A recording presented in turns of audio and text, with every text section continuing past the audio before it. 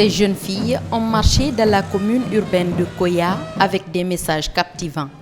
C'est leur manière de dire stop aux mutilations génitales féminines. Ce carnaval marque le début des activités consacrées à la Journée internationale de lutte contre les mutilations génitales féminines. Ici, ces filles venues de plusieurs corporations s'impliquent dans la lutte avec l'accompagnement de plans internationaux.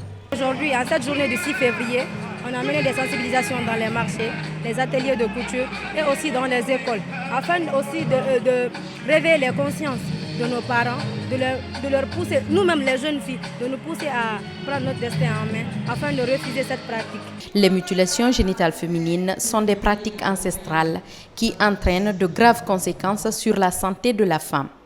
Depuis une trentaine d'années, la Guinée s'est engagée dans le combat pour l'éradication du phénomène. Plusieurs campagnes de sensibilisation sont menées, mais la pratique perdure.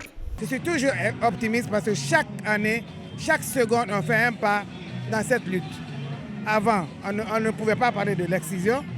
Aujourd'hui, on parle de l'excision avec des alternatives pour pouvoir combattre l'excision. Donc, cette journée encore, on fait parler les jeunes. Cette journée encore, les jeunes sortent pour passer des messages forts aux autorités. Surtout, nous sommes dans la préfecture de Koya, pour qu'il y ait une nouvelle zone dans la pratique de cette lutte que nous couvrons. La Journée internationale de la tolérance zéro à l'égard des mutilations génitales féminines a été instituée en 2012 par le système des Nations Unies.